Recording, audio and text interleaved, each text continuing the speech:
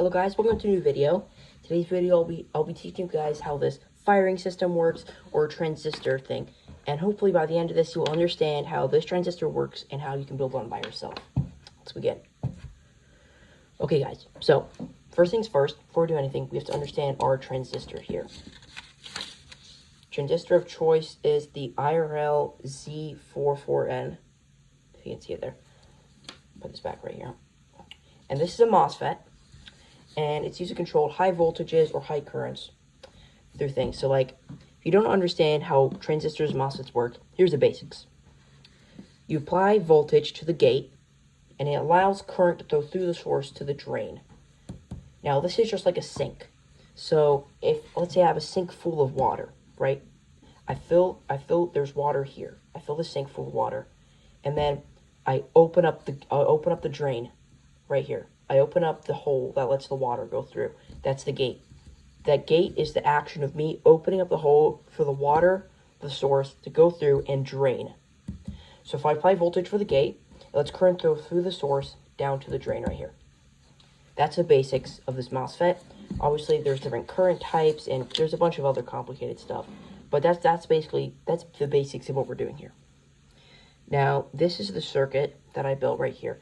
It's pretty easy once I teach you guys how to use it. It just looks complicated at first. Okay, so here's how it works. So I'm using an Arduino Nano right here. Now, it took me a long time to figure this out, but I should have looked at the data sheet, but these transistors, make sure to look at your data sheet, guys.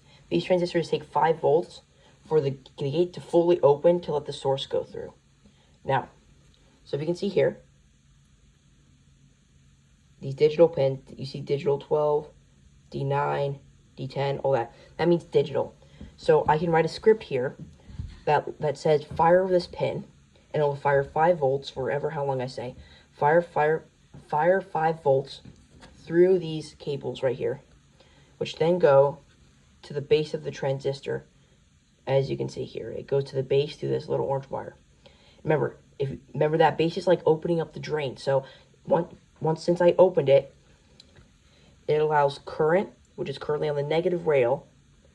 Current, you see that little orange one right there? It allows current to flow through there, through this red wire, to the 5mm 2-pin screw-in terminal, through back down through the positive rail, to the 5 volts, completing the circuit. Now, if I was to put a thing in here, completing the circuit with the E-match right here, would fire the E-match. Remember, originally I had 3.3 volts connected to the Raspberry Pi Pico, which is,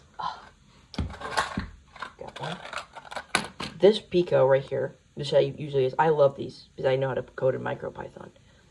These right here only supply 3.3 volts through their digital pin, so these would not be supplementary for these. So I tried it, I would supply 3.3 volts, but the gate wouldn't be fully open, and so the source, all the water wouldn't drain through the drain right here. And that means it wouldn't fire these pins no matter how much I tried. So I had to switch to a 5-volt system, which is the Arduino Nano right here, which is supplied 5 volts through the digital pins. Through here, allowed completing the circuit and firing the pin. Now, this is a good mention, you don't have to supply 5 volts. Let's say you needed 9 volts to turn on a big LED, let's say. You could put the 9 volt rail here and the negative here. Remember, if you're doing this, you have to have a common ground, which means you have to connect the ground from the Arduino to whatever source you're using. You must have a common ground, otherwise these won't fire and it won't complete the circuit. So you need to have a common ground between the two. Now, if you're doing that, then you also want to add the positive rail, which is going off here, to this one right here. And if you're going to do that, but if you kept this gray one right here, you blow up the Arduino, because this thing is not regulated for 9 volts.